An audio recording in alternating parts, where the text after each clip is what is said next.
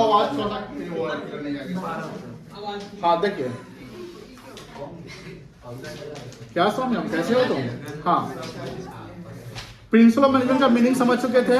ए please बातें नहीं। Management और साइंस का डिफरेंस पढ़ चुके थे, याद है क्या क्या डिफरेंस था? 3 डिफरेंस था, बताइए तो क्या क्या था लिखवाए थे?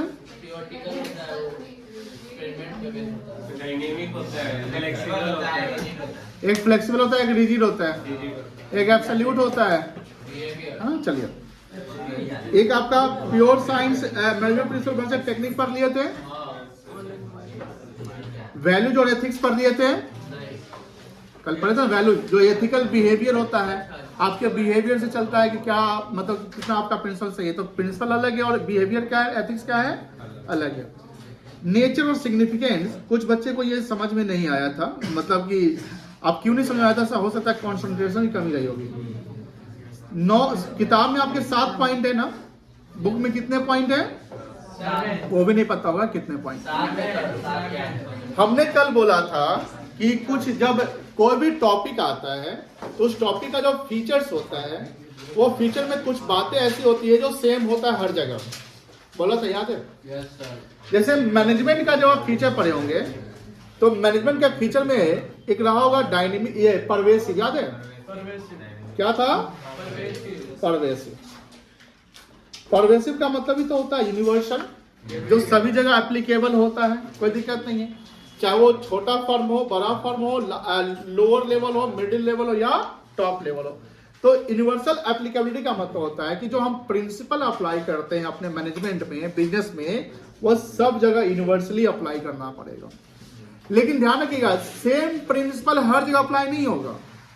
मेरी बात समझ में आई ना? सेम यानी एक ही प्रिंसिपल, थियो ने कितने प्रिंसिपल दिए हैं?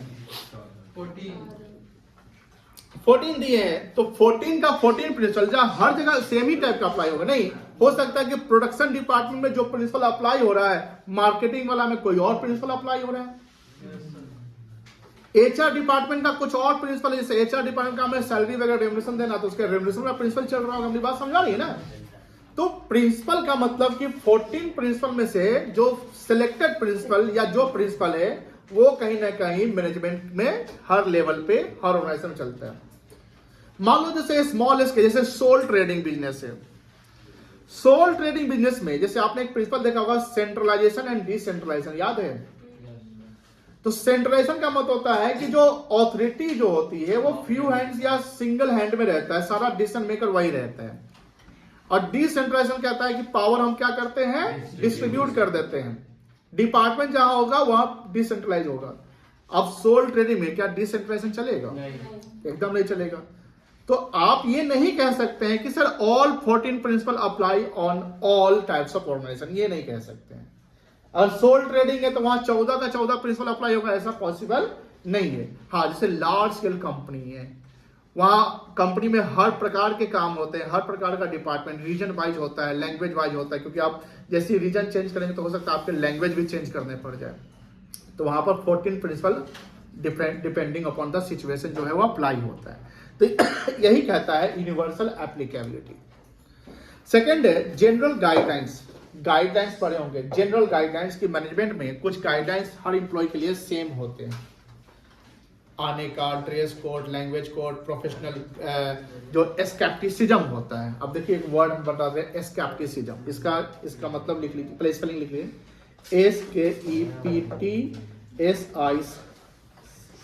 SKEPTSICISM, एस्केप्टिसिज्म। इसका मतलब होता है प्रोफेशनल एटीट्यूड। इसका मतलब क्या होता है? Professional attitude. अब लोग इहो मतलब नहीं समझ में आया क्या लिख दिए, कोई समझ में आया? प्रोफेशनल एटीट्यूड जैसे देखिएगा, जब कहीं आप किसी डॉक्टर के यहाँ जाते हैं तो कंपाउंडर का एटीट्यूड देखिएगा और डॉक्टर का एटीट्यूड देखिएगा, दोनों में आपको अंतर समझ में आ जाएगा। तो डॉक्टर जो है प्रोफेशनली आपसे बिहेव करता है, प्रोफेशनली बात करता है, वो ढेर सारा बात आपसे नहीं करेगा, टू द पॉइंट बात करेगा कि आपको क्या प्रॉब्लम है। लेकिन कंपाउंडर के साथ आप 10 मिनट बैठ जाइएगा तो 1 घंटा बतियाने लगेगा। तो ये एस्केप्टिसिज्म कहलाता है। और ये कैसे होता है? जब आप मान लीजिए MBA कर रहे हो, आप CA कर रहे हो, आप क्लैट कर रहे हो, कुछ भी कर रहे हो, तो वहां पर आपका एक एस्केप्टिसिज्म डेवलप होता है जो आप जितना पढ़ोगे उतना प्रोफेशनल आप बन जाओगे, इसको बोलते हैं प्रोफेशनल स्केप्टिसिज्म, प्रोफेशनल एटीट्यूड। कोई दिक्कत नहीं है। तो यहाँ जनरल गाइडलाइंस कहता है कि कुछ चीज ऐसे हैं जो मैनेजमेंट में समय के अनुसार, यानी जो सिचुएशन आएगा उसके अनुसार चेंज होगा। तो गाइडलाइंस और टेक्निक्स में अंतर समझिएगा। गाइडलाइंस और टेक्निक्स में गाइडलाइंस जो हम फ्लेक्सिबल रखते हैं, टेक्निक्स को थोड़ा कम फ्लेक्सिबल रखते हैं। टेक्निक्स रिजिड नहीं होता है बट लेस फ्लेक्सिबल होता है। तो गाइडलाइंस यानी जैसा प्रोडक्ट, जैसे प्रोडक्शन डिपार्टमेंट के गाइडलाइंस कुछ होंगे, सेल्स डिपार्टमेंट के गाइडलाइंस, मार्केटिंग वाले के, जैसे मान लो कि अभी सीजन होली का है, ईद का सीजन आ रहा है, तो कहीं ना कहीं जो कंपनी इसमें इन्वॉल्व होगी वो मार्केटिंग डिपार्टमेंट को कुछ ना कुछ गाइडलाइंस दी होगी ना। समय के अनुसार देखिएगा नया नया गाइडलाइन, जिसको सर्कुलर कहते हैं। क्या कहते हैं? सर्कुलर गाइडलाइंस आया। जैसे यूनिवर्सिटी के अपने गाइडलाइंस आ जाते हैं, जैसे एग्जाम, जैसे सीबीएसई का एग्जाम मान लो हो रहा है तो उसका गाइडलाइंस आएगा। इलेक्शन होता है तो इलेक्शन कमीशन का गाइडलाइंस आता है, सुनते होंगे आप। आरबीआई के भी गाइडलाइंस किस पे होते हैं? बैंक पे होते हैं। सेबी के गाइडलाइंस किस पे होते हैं? कंपनी पे होते हैं। ये सब समझते होंगे। तो गाइडलाइंस ये होता है, जैसे आप देखोगे कि जब कोविड का सिचुएशन, लॉकडाउन था, तो गवर्नमेंट के गाइडलाइंस आते थे। बहुत ज्यादा गर्मी, हेवी गर्मी हो रही थी, तो डीएम का गाइडलाइंस कि अभी स्कूल इतना तारीख तक बच्चों का बंद रहेगा, ऐसा। This is called the guidelines. वो फ्लेक्सिबल नेचर का होता है। जैसे सिचुएशन चेंज होगा अपना गाइडलाइंस में क्या करेंगे, थोड़ा सा मॉडिफिकेशन चेंज कर देंगे। But this is also the principle कि जो गाइडलाइंस आया है, जिसके लिए गाइडलाइंस है उसको फॉलो करना है। अब मान लो कि स्कूल को इंस्ट्रक्शन मिला कि गर्मी का छुट्टी कर देना है, मान लो इतना तारीख तक, तो सारे स्कूल को छुट्टी करना पड़ेगा। अब इसके लिए ध्यान है कि जो ऑर्डर जहां से आता है और जिसको ऑर्डर जाना है वो प्रॉपर कम्युनिकेट फ्लो होना चाहिए। फ्लो ऑफ इंफॉर्मेशन समझते हैं ना? फ्लो ऑफ इंफॉर्मेशन समझते हैं कि टॉप लेवल से वो जाएगा अपना मिडिल के बाद किसके जाएगा? लोअर के पास।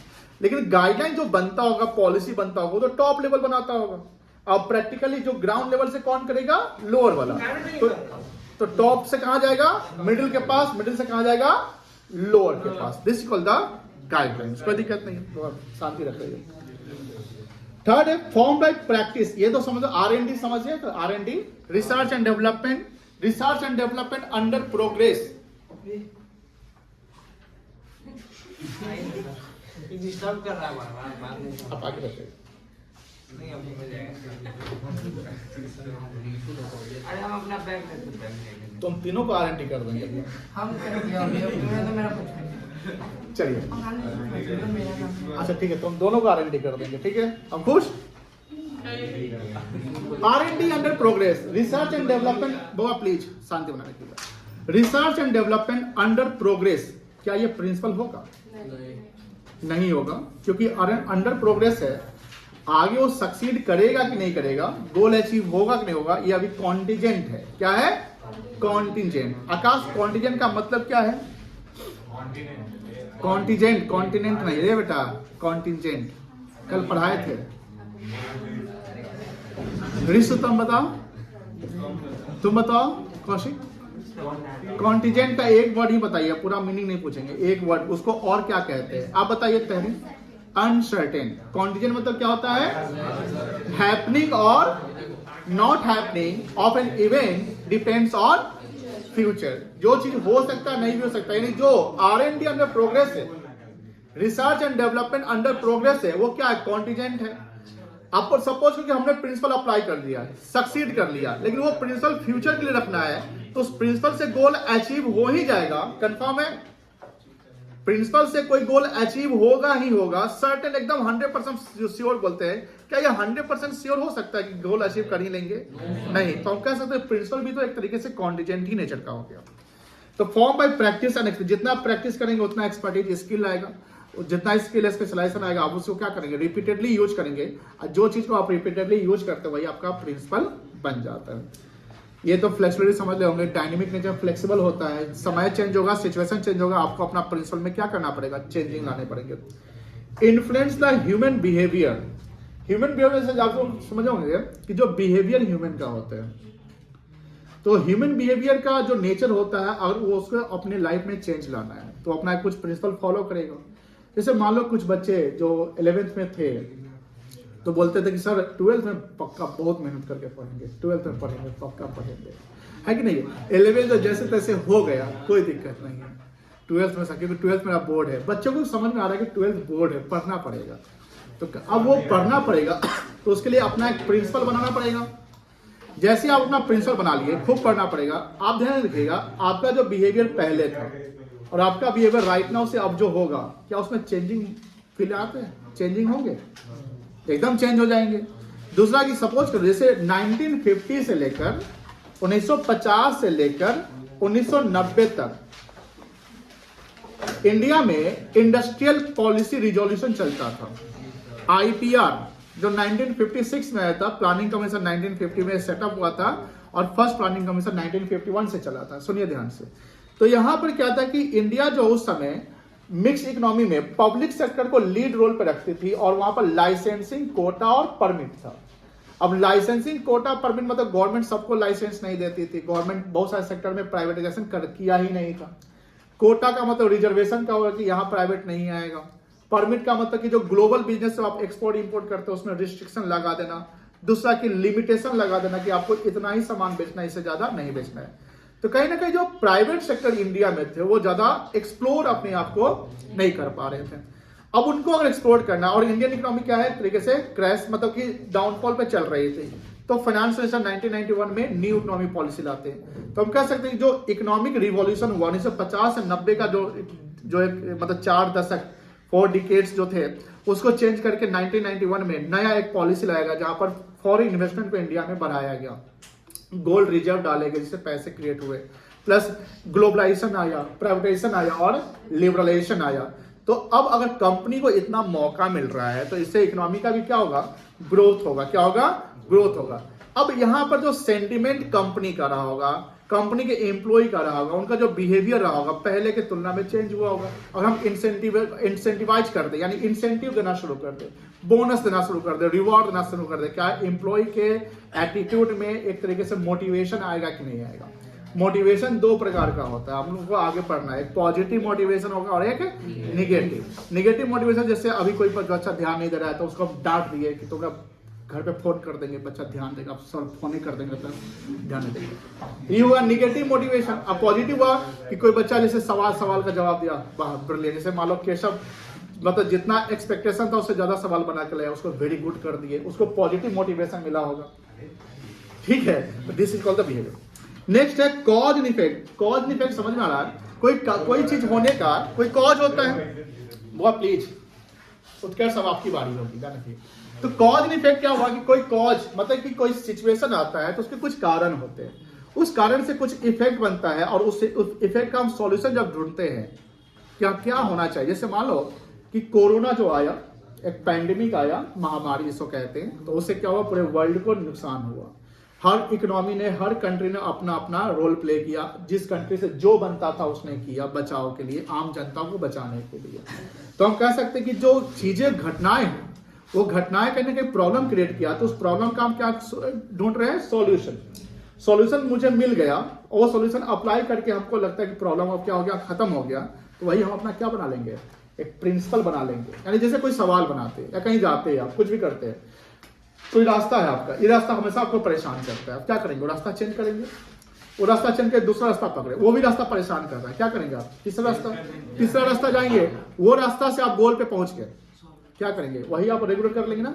तो प्रिंसिपल भी यही कहता है कि जब हम R&D करते हैं या कोई कॉज एंड इफेक्ट होता है तो उसका हम सॉल्यूशन ढूंढते हैं, यानी ऑल्टरनेटिव ऑप्शंस बनाते हैं। क्या बनाते हैं?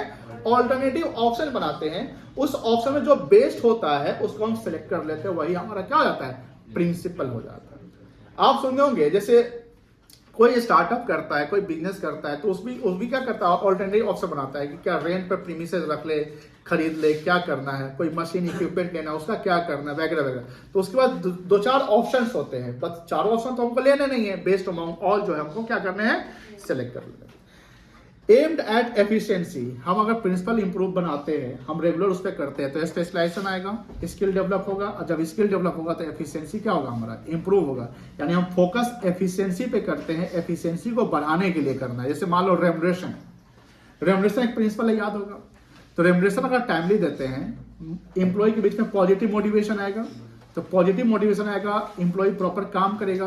कहने के हम फोकस किस पे किए? एफिशिएंसी पे।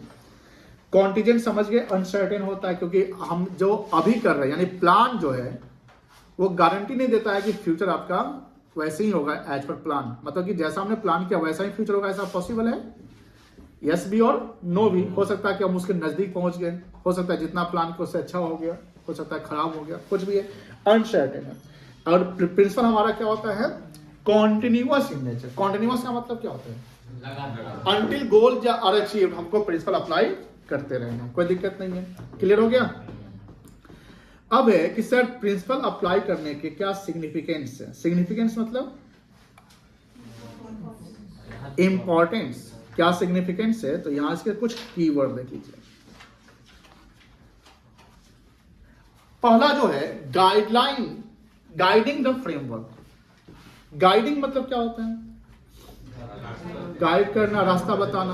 अगर हम अपना प्रिंसिपल बनाए हैं तो हमको अपना क्या एक पाथ, एक वे, एक डायरेक्शन पता चल गया है। आप पढ़े होंगे यूनिटी ऑफ डायरेक्शन, याद है, यूनिटी ऑफ डायरेक्शन पढ़े हैं। क्या यूनिटी ऑफ डायरेक्शन था, सर कोई एक ही डायरेक्शन में काम कर रहे थे, कोई एक ही सुपीरियर उस पे कमांड था। Unity of direction. कमांड और डायरेक्शन लग रहा होगा सेम टाइप का, है ना, उसके कुछ डिफरेंस है। कमांड में एक सुपीरियर जो है उसके अंडर में जो सबऑर्डिनेट्स होंगे उसको वो कमांड कर रहा है, कमांड कर रहा है यानी कंट्रोल कर रहा है। डायरेक्शन में क्या है कि हमारा जो डायरेक्शन, जैसे मान लो कि प्रोडक्शन डिपार्टमेंट का टारगेट होता होगा कि नंबर ऑफ कमोडिटी इतने प्रोड्यूस कर रहे हैं at the end of the month, ऐसा टारगेट रहता होगा ना। सेल्स डिपार्टमेंट का भी टारगेट होता होगा कि मार्च तक हम लोग को इतना सेल्स टारगेट को अचीव कर लेना है। मार्केटिंग का टारगेट होता होगा कितना कस्टमर को रीच करना है। कस्टमर को रीच करने का टारगेट किसका होगा, मार्केटिंग वाले का। मार्केटिंग वाले का टारगेट होगा कस्टमर को रीच करके उसको इन्फ्लुएंस करना, कन्विंस करना, है ना। कन्विंस मतलब मार्केट स्ट्रेटेजी बढ़ाना, मार्केट शेयर बढ़ाना, ये मार्केटिंग वाले का। फाइनेंस वाले का टारगेट क्या होगा कि फाइनेंस का जो हमारा जो टारगेट है यानी फंड कितना अरेंज करना है। सोर्सेज ऑफ फंड पढ़े होंगे आप, है ना। और सोर्सेज फंड एक होता है यूजेज ऑफ फंड, जिसका एप्लीकेशन करते हैं, पैसा कहां से आएगा, पैसा कहां अप्लाई करना है, शॉर्ट टर्म में कितना रखना है, लॉन्ग टर्म में कितना। यानी हर डिपार्टमेंट का अपने अपने टारगेट है, वो उनका एक तरीके से डायरेक्शन है। वो क्या है, डायरेक्शन। और जो डायरेक्शन है उसमें यूनिटी होना चाहिए। अब यूनिटी डायरेक्शन में एज ए होल अगर आप ऑर्गेनाइजेशन गोल की बात करते हैं तो ऑर्गेनाइजेशन गोल क्या होता है, प्रॉफिट मैक्सिमाइजेशन, वेल्थ मैक्सिमाइजेशन, यही ना होता है। लेकिन उस गोल का अचीव करने के लिए जितने भी डिपार्टमेंट है जिन्होंने अपना अपना डायरेक्शन बनाया, जैसे आप पढ़ रहे हो प्रिंसिपल का नेचर में कि प्रिंसिपल परवेसिव होता है। परवेसिव का मतलब क्या होता है, यूनिवर्सल, सब जगह। अब मान लो कि लोअर वाले ने अपना प्रिंसिपल बनाया तो वो अपना डायरेक्शन पूरा कर लेगा, अपना प्रिंसिपल पूरा करेगा। मिडिल वाले का, प्रोडक्शन वाले का, हर डिपार्टमेंट का अपना गोल है, उसने अचीव कर लिया। जब सभी डिपार्टमेंट ने अपना अपना एम को अचीव कर लिया, अल्टीमेटली उसको जब हम कॉन्सोलिडेट कर देंगे, कॉन्सोलिडेट मतलब इकट्ठा जोड़ देंगे, कॉन्सोलिडेट कर देंगे, तो किसका गोल अचीव हो जाएगा, कंपनी का, ऑर्गेनाइजेशन का। This is called the unity of direction. यानी यहां पर कहीं ना कहीं गाइडिंग फ्रेमवर्क में एक डायरेक्शन जो बनाया है वो एक दिशा निर्देश बताता है कि हमारा ये गाइडलाइन से इसको हमको फॉलो करना है। This is the significance of management. तो सिग्निफिकेंस मैनेजमेंट में पहला वर्ड क्या था आपका, गाइडिंग। यानी कह सकते हैं कि it helps in guiding framework for decision. यानी हम कोई डिसीजन कैसे ले सकते हैं, जब तक हमारा दिशा निर्देश, दिशा नहीं बना हुआ है, डायरेक्शन नहीं बना हुआ है, हम कोई गाइड नहीं कर सकते। पढ़िए इसके बारे में क्या लिखा हुआ है। Management principles provide a structured framework. Structured समझते होगे, ऑर्गेनाइजेशनल स्ट्रक्चर में जैसे आप पढ़ोगे कि फंक्शनल स्ट्रक्चर यानी रूट बनाते हैं, कि डिवीजन ऑफ वर्क करते हैं, यानी वर्क को क्या करते हैं हम डिवाइड करते हैं, और काम को जैसे बांटते हैं। जैसे फाइनेंस वाले काम फाइनेंस डिपार्टमेंट संभालेगा, मार्केटिंग का काम मार्केटिंग डिपार्टमेंट संभालेगा, प्रोडक्शन का काम प्रोडक्शन डिपार्टमेंट संभालेगा, सेल्स का काम सेल्स डिपार्टमेंट संभालेगा।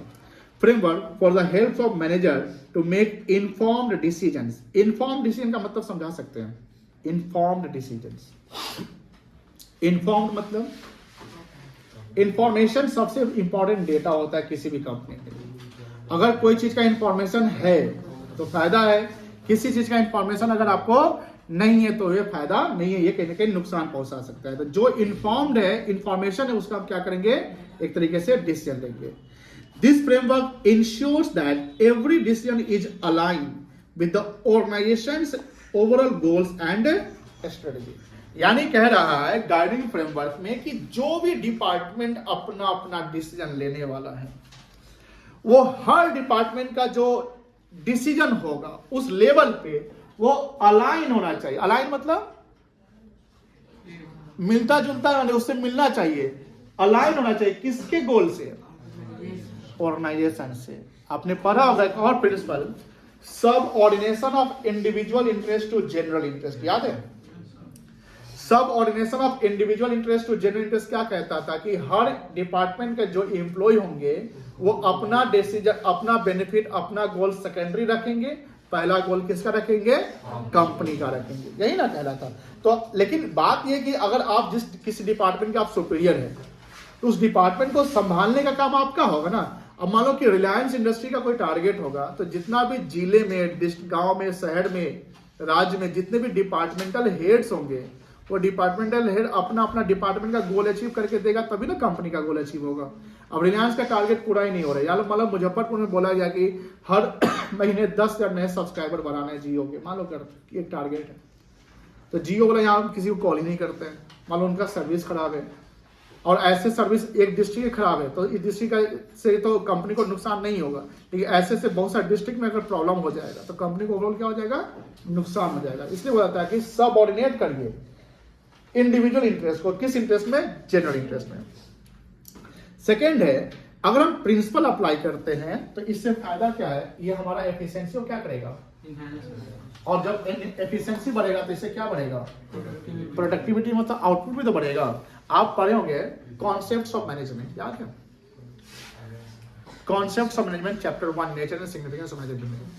कॉन्सेप्ट्स ऑफ मैनेजमेंट कितने थे? 3 थे। याद कराइए कौन कौन था? 2 तो था, एक एफिशिएंसी था और एक क्या था? और तीसरा क्या था? प्रोसेस ऑफ मैनेजमेंट था। तो एफिशिएंसी और इफेक्टिवनेस दोनों का होना जरूरी है। एक टाइम पे फोकस करता है और दूसरा कॉस्ट पे। कॉस्ट पे फोकस कौन करता है? एफिशिएंसी। और टाइम पे फोकस कौन करता है? इफेक्टिवनेस। तो हम कह सकते हैं कि अगर हम प्रिंसिपल अप्लाई करेंगे, मतलब 14 प्रिंसिपल जो हमको जरूरी है वो प्रिंसिपल अगर अप्लाई करते हैं, डिसिप्लिन होता है, प्रॉपर ऑर्डर होता है। फार्मेसी में जाओगे या कहीं कंपनी में जाओगे तो प्रॉपर फाइलिंग होता है ना, कि हर चीज का फाइल, जैसे ऑफिस में जैसे वकील के ऑफिस कोई जाते हैं, आप लॉयर के ऑफिस, उनके बहुत सारे केस फाइल होते हैं, बहुत सारे लॉ के अमेंडमेंट्स होते हैं, तो सब क्या रखता है? एक सिस्टम में ऑर्डर रखेगा। अगर ऑर्डर रखेगा तो मिलेगा नहीं। तो कहने के जब हम प्रिंसिपल को फॉलो करते हैं तो इससे हमारा एफिशिएंसी ऑब्वियसली क्या है? इंप्रूव हो जाएगा। जब ये एफिशिएंसी इंप्रूव हो जाएगा तो हम कॉस्ट को क्या कर सकते हैं? मिनिमाइज कर सकते हैं। वेस्टेज को क्या कर सकते हैं? कम कर सकते हैं। ये समझ लो। यूनिवर्सल एप्लीकेबिलिटी उधर भी देखो। अब ये कुछ चीज जो हमने बोला कि परवेसिव, कॉन्टिन्यूअस, गाइडलाइन से सब कॉमन है, तो यूनिवर्सल एप्लीकेबिलिटी समझ चुके हैं। मतलब यूनिवर्सल एप्लीकेबिलिटी का मतलब क्या हुआ? परवेसिव, कोई दिक्कत नहीं है। थर्ड है, it improve the coordination and unity. Coordination is the essence of management. Do you agree? Yes, sir. किस चैप्टर पढ़े थे? चैप्टर 1 में। कुछ बच्चे को ध्यान ही नहीं कौन चैप्टर पढ़े थे, अभी पढ़े वो कि नहीं पढ़े। हम बच्चे के शकल से समझ आते हैं कौन बच्चा नहीं पढ़ा। ये बात सोच रहा होगा कब पढ़े थे ये। चैप्टर 1 में पढ़े थे, इसको देख लीजिए जाके, आप लोगों को मिला होगा नोट्स। कोऑर्डिनेशन का मतलब क्या था आप बताइए, कौशिक जी बताइए। कोऑर्डिनेशन का मतलब बता बेटा। नहीं बता सकते हो? कौशिक तुम समझ रहा है तुम किस क्लास में है? स्कूल लाइफ में नहीं है, समझ गया ना? बात समझा कर, तो बड़ा मार मारेंगे तुम। तन्मय बोलते हैं। सौम्य आप बताए बेटा। बहुत अच्छा, तालमेल। इतना ही बोल दिया काफी है। कोऑर्डिनेशन का मतलब तालमेल समझ रहे हैं? अगर बताओ, आपने एक प्रिंसिपल देखा होगा, प्लीज ध्यान सुनिएगा। डिस्कशन बहुत जरूरी है, क्योंकि जितना डिस्कशन करोगे उतना केस स्टडी इजी हो जाएगा। एक प्रिंसिपल देखा होगा, subordination of individual interest to. इसका क्या, इसमें कोऑर्डिनेशन के बिना हो सकता है? नहीं हो सकता है। एक डिपार्टमेंट में एक ही एम्प्लॉय रहता है क्या? नहीं रहता है। जितने भी सुपीरियर के अंदर में सबऑर्डिनेट है उनके बीच में तालमेल होना चाहिए ना। तो कोऑर्डिनेशन में एक तो ये प्रिंसिपल अप्लाई रहेगा, subordination of individual interest to general interest. यहाँ कोऑर्डिनेशन में एक और प्रिंसिपल होगा, यूनिटी ऑफ कमांड अप्लाई होगा कि नहीं होगा? अगर कोऑर्डिनेट करना है सबको तो उसके ऊपर सुपीरियर कमांड करेगा तब ना कोऑर्डिनेट होगा। अगर सुपीरियर ही अपना ध्यान नहीं रख रहा, अपने सबऑर्डिनेट का ध्यान नहीं रख पा रहा है कि सुपीरियर जो है इसके अंदर में अगर 10 सबऑर्डिनेट है वो ध्यान नहीं रख पा रहे कि मेरा सबऑर्डिनेट जो करे करे, तो इस 200 के बीच में कोऑर्डिनेशन तो बनेगा ही नहीं बनेगा। जब तक कमांड नहीं होगा कोऑर्डिनेशन नहीं हो पाएगा। Command is essential for the management. इसलिए प्रिंसिपल बनाए गए हैं कि प्रिंसिपल में यूनिटी ऑफ कमांड भी होना जरूरी है, क्योंकि यूनिटी ऑफ कमांड होगा, दैट्स व्हाई वो कोऑर्डिनेशन होगा। और उसमें एक और प्रिंसिपल बनाया गया, subordination of individual interest to general. ये मोटिवेशन टाइप का subordination of individual interest to general interest क्या है, एक तरीके से मोटिवेशन टाइप का। जैसे सैनिक जब लड़ने जाता है, युद्ध करने जाता है, तो वहां देखिएगा सारा लोग क्या करता है, देश के लिए सोचता है। गोली खाएंगे तो खाएंगे, देश को बचाएंगे, ये ना बात होती है। चलिए नेक्स्ट है फ्लेक्सिबिलिटी। ये तो जानते होंगे, फ्लेक्सिबिलिटी एंड एडाप्टेबिलिटी। एडाप्टेबिलिटी का मतलब क्या हुआ, डायनेमिक में जानो। जैसे सिचुएशन चेंज हुआ, आपने कोई प्रिंसिपल अप्लाई किया, वो प्रिंसिपल सक्सीड कर गया, अडॉप्ट कर लो प्रिंसिपल कि हाँ ये ठीक है, यही चलेगा। तो ये ध्यान रखिएगा, फ्लेक्सिबिलिटी एंड एडाप्टेबिलिटी की को हेल्प करता है। नेक्स्ट है फाउंडेशन फॉर ऑर्गेनाइजेशन गोल। अगर आप प्रिंसिपल अप्लाई किए, जब प्रिंसिपल अप्लाई किए, गोल आपका क्या होगा, हेल्प हो सकता, सॉरी अचीव होने में हेल्प करेगा।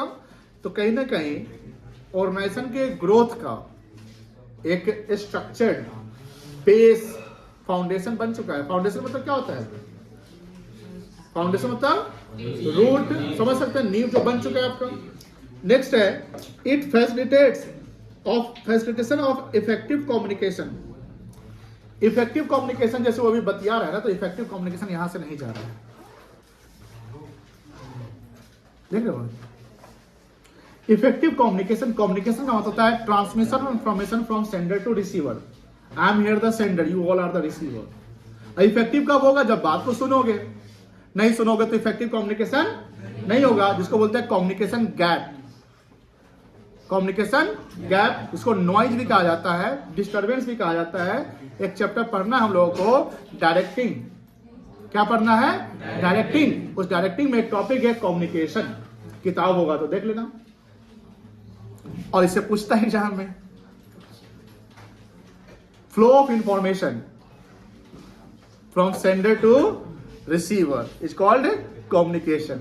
अगर आप गुड लिसनर है तो इफेक्टिव कम्युनिकेशन होगा, अगर आप बैड लिसनर है तो इफेक्टिव कम्युनिकेशन नहीं होगा। तो कहीं ना कहीं अगर आप प्रिंसिपल अप्लाई किए हुए हैं, कोऑर्डिनेशन है, सब कुछ ठीक है, आप एक दूसरे की बात को समझ रहे हैं, तो कहीं ना कहीं कह सकते हैं कि इफेक्टिव कम्युनिकेशन आपका हो रहा है। पढ़िए तो ये पॉइंट को, clear principles ensure that there is a common understanding of roles. Common understanding मतलब कॉमन अंडरस्टैंडिंग ऑफ रोल्स, सबको अपना रोल्स पता है। जैसे डिवीजन ऑफ वर्क, याद है क्या था डिवीजन ऑफ वर्क में, काम बांटना। तो इसमें जब हम काम बांट देंगे तो सबको अपना रोल पता चल जाएगा, किसको क्या करना है। जब आपको रोल पता चल जाएगा, अंडरस्टैंडिंग है कि हाँ ये काम मेरा नहीं उनका है, वो काम उनका है, तो कहीं ना कहीं हम कह सकते हैं this is the effective way of flow of communication. Communication proper हुआ है। आगे है responsibility and processes within the organisation, this clarity enhance the communication. अगर ऐसा रहेगा तो हमारा कम्युनिकेशन क्या होगा, इंप्रूव होगा। Foster the teamwork, teamwork को हेल्प करेगा, टीम वर्क मतलब स्ट्रांग होगा।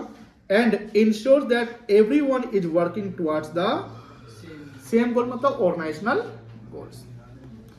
सभी डिपार्टमेंट का मेन जो गोल होगा वो तो प्रॉफिट कमाना कंपनी के लिए होगा ना। And it is standardisation of practice. Standardisation मतलब स्टैंडर्ड सेटअप करेगा। अगर प्रिंसिपल बनाई तो आपका एक स्टैंडर्ड, इसलिए होता है, सबका अपना एक स्टैंडर्ड होता है। किसी का स्टैंडर्ड लो लेवल का होता है, किसी का अपर लेवल का स्टैंडर्ड। उसके बाद प्रोडक्ट में भी क्या होता है, अपने एक स्टैंडर्ड होते हैं। जैसे हमने बोला एस्केप्टिसिज्म, याद किया था एस्केप्टिसिज्म। एस्केप्टिसिज्म का मतलब क्या बताया था, प्रोफेशनल एटीट्यूड। ये बहुत जरूरी है, ये आप लोग भी अप्लाई करो। बोलोगे हाँ अभी यहां से, हाँ एकदम कर लो। वो एस्केप्टिसिज्म क्या हुआ, अभी जैसे मान लीजिए कि आप प्रॉपर सुन रहे हैं बात को, आप ध्यान से सुन रहे हैं, एंड देन आप क्वेश्चन रेज करते हैं, हैंड रेज करते हैं पहले, फिर कहते हैं सर मेरा क्वेश्चन है। ये कह सकते हैं कि आप में स्केप्टिसिज्म का 2-4% जो अंश है वो जा रहा है, धीरे धीरे जाएगा। लेकिन सपोज कि कोई जैसे आप कोई सेमिनार अटेंड करते हैं या कहीं है, वहां पर आप मोबाइल चला रहे हैं, वहां व्हाट्सएप पे मैसेज कर रहे हैं किसी को, आप बातें कर रहे हैं, बीच में कॉल आ रहा है, उठ के निकल जा रहा है, कोई बोलने वाला वो देख रहा है आपको क्या कर रहा है यार, this is not the scepticism.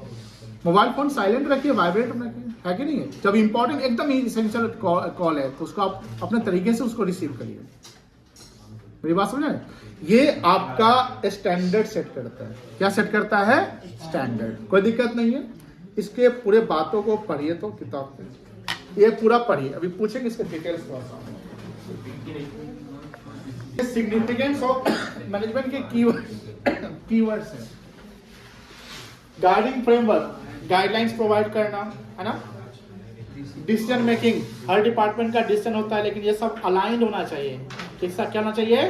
Aligned. किसके डिसीजन से? फिर भूल जाते हैं, ऑर्गेनाइजेशन के गोल से या फॉर्म ले सकते हैं। एफिशिएंसी से क्या होगा? क्या लिखोगे इसमें? इसमें कुछ बोलो ना, सिर्फ एफिशिएंसी थोड़ी लिख के आना है। एफिशिएंसी कुछ बोलो, क्या बोल क्या बोलो? हाँ, ये भी सही है, ये भी लिख सकते हैं। It improve the efficiency and it minimise the cost, है ना? कह सकते हैं। प्रोडक्टिविटी, जो आप प्रोडक्टिविटी एफिशिएंसी प्रोडक्टिविटी याद होगा, दोनों साथ में यूज हुआ था। यूनिवर्सल एप्लीकेशन परवेसिव याद होगा, इसमें क्या लिखोगे? वेरी गुड, सब जगह अप्लाई होता है, छोटा बड़ा जो भी है। कोऑर्डिनेशन में क्या लिखोगे? तालमेल लिखोगे। क्या इसमें क्या बनेगा? लैंग्वेज। हिंदी में बोलिए, क्या बनेगा लैंग्वेज? कोऑर्डिनेशन का मतलब क्या है? कोऑर्डिनेशन में क्या क्या आया था? दो हम प्रिंसिपल यूज किए थे, ग्रुप एक्टिविटी, टीम वर्क, और दो प्रिंसिपल अप्लाई कर दिए। क्या था? Subordination of individual interest to general interest और यूनिटी ऑफ कमांड। तभी तो कोऑर्डिनेशन होगा।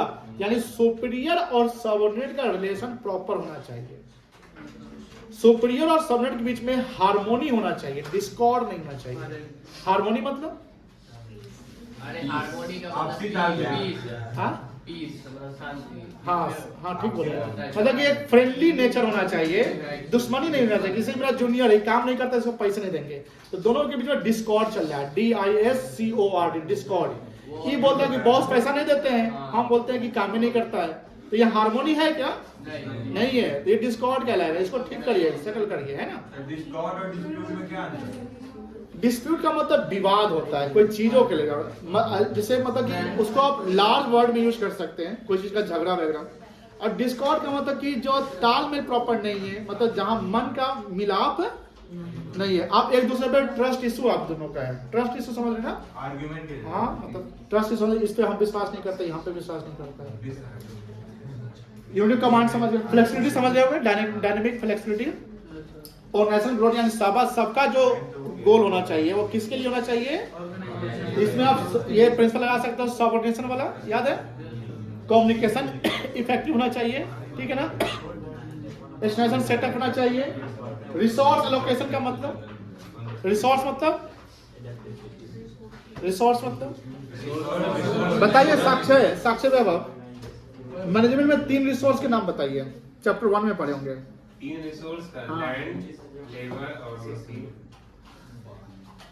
Land, labour, machine. और कोई बोल सकता है? उमंग आप बताइए। आकाश, सॉरी क्या नाम है? अनुराग, बताओ आकाश, तो बताओ। रितिका नहीं। साक्षी बताओ। हाँ बताओ। Human resource, human physical, but social financial, दो सही। फाइनेंशियल रिसोर्स जहाँ फंड का यूज होगा, ह्यूमन रिसोर्स जो मैन पावर है, और physical resource land, machine, raw materials. आप वो नहीं बोले, आप क्या बोले हैं? लैंड, लेबर, मशीन बोले, तब कैपिटल कहाँ गया? चलिए, हो गया।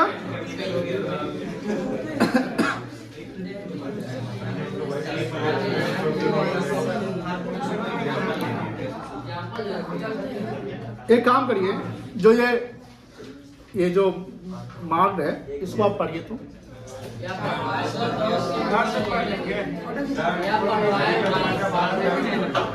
क्या बोलो बेटा? 10 ऊपर हो गया। आप कितने जाए? 10-15 आप कितने?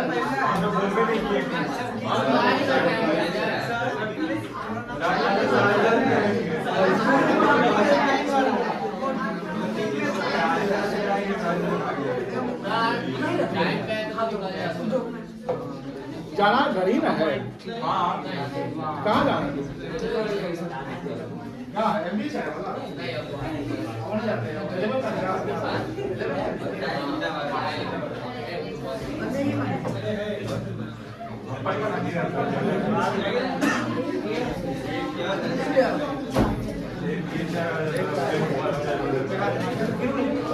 इसको मोबाइल चलो भाई साहब। KFC का फोटो दिखा। KFC हाँ कल घूमने गया। क्या खाया?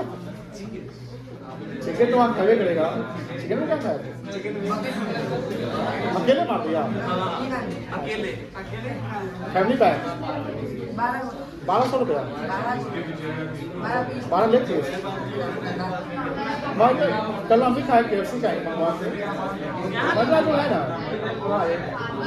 वो हम क्रेड यूज किए थे, क्रेड में हमको 150 दिया कैश बैक, 50 और कैश बैक, लेकिन खाया तो थोड़ा शुरुआत में अच्छा लगा, बाद में मन ही भर गया। वो जो जल जाता है ना, और सॉस मतलब कि खाता नहीं रहता ना, नमक जैसा इसमें थोड़ा खाने वाला मजा नहीं।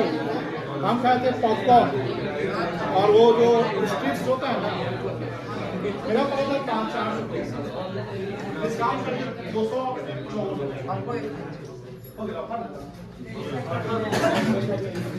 पेपर लिए। Very good. तो बताओ हेनरी फेल का जन्म कब हुआ था?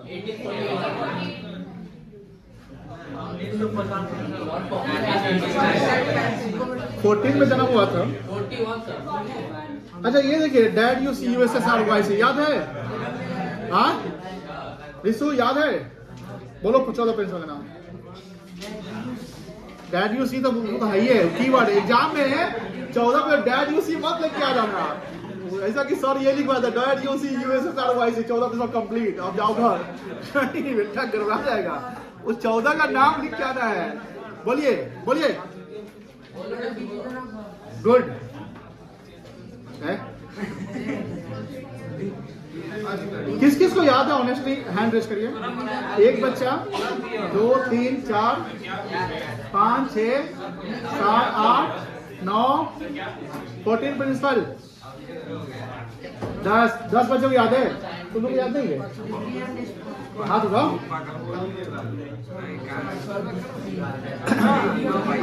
कल छुट्टी नहीं है।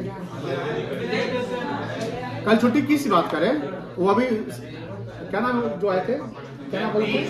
जगदीश जी का अभी तो हिसाब बाकी है। हाँ जो है कल जो याद करके दे दीजिएगा उनको, ठीक है ना? बच्चा गरीब आदमी है, थोड़ा दे दीजिएगा तो थोड़ा सा अच्छा लगेगा, है ना? यही तो होता है फेस्टिवल। चलो कल खुलल है, कल लेके यही माल पानी। और इसमें तो अभी होगा, सबका हिस्सा दे देगा। पार्टी हो गया तो नहीं हुआ है, चुपचाप नहीं दिए हैं, बोल कर दिए थे। तो आया नहीं था, चल गया था कालू डोडा के यहाँ। ए बेटा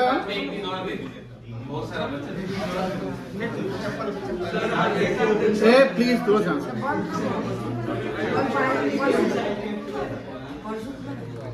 मेरा बात सुनोगे?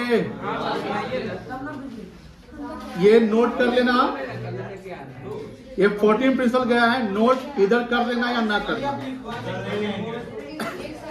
अब कहने का कल इंपॉर्टेंट है, कल ये सारा 14 प्रिंसिपल को एक्सप्लेन किया जाए। ऐसे एक्सप्लेन तो हम कर दिए हैं, फिर से इसके कीवर्ड्स बता दिए जाएंगे। नोट चला गया ग्रुप में।